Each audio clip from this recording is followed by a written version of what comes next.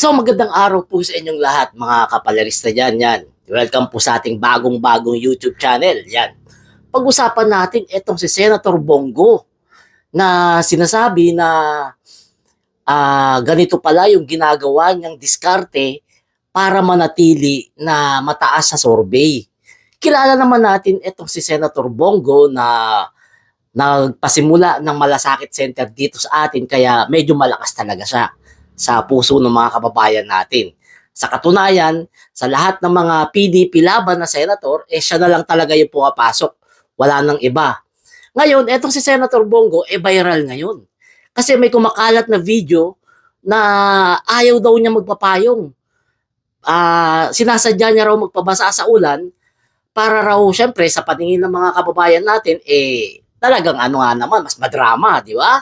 Kasi sabi daw dito, pinapayungan daw siya pero parang pinaalis niya raw yung nagpapayong.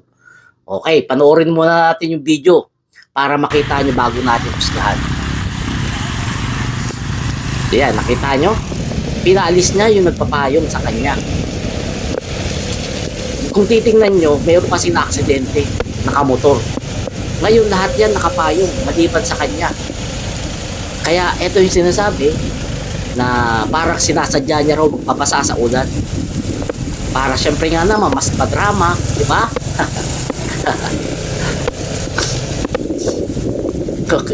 Kung titignan nyo, basang-basa na siya sa ulan dyan.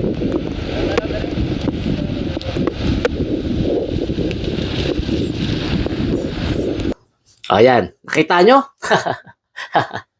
Ano ba sasabi nyo sa video? Anong sa tingin nyo? Pinaalis niya kaya talaga yung nagpapayong? Ito, ulitin natin dun banda sa pinaalis niya yung nagpapayong. Ayan, nakita nyo? Excuse me. Kung titingnan mo yung video, talagang parang pinaalis niya talaga no? Kasi parang kinabig niya yung magpapayong sa kanya di ba? Kasi nga naman, kapag nakitang hindi siya basa, parang hindi nga naman talaga rin ka-ano-ano yun, ka-drama-drama, di ba?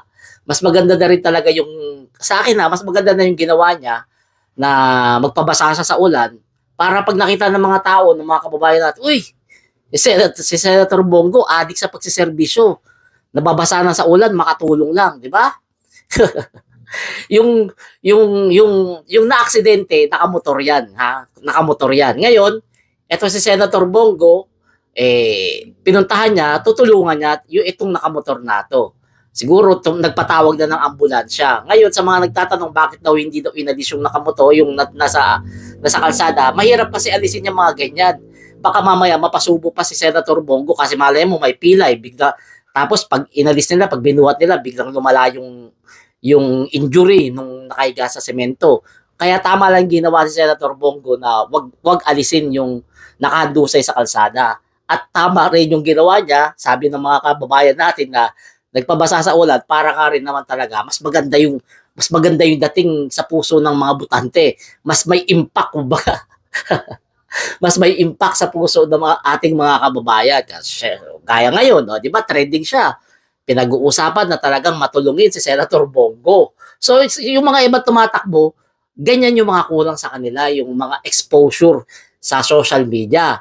Ito si Senator Bongo talagang malupit sa exposure sa social media, talagang pinag-uusapan siya kaya pumapasok, kaya mataas siya sa survey sa lahat ng PDP laban. yan yung kulang sa mga ibang kandidato, kulang sa exposure sa media. So kayo mga kababayan, iiwan ko sa inyo yung tanong, ha? Ano sa tingin nyo?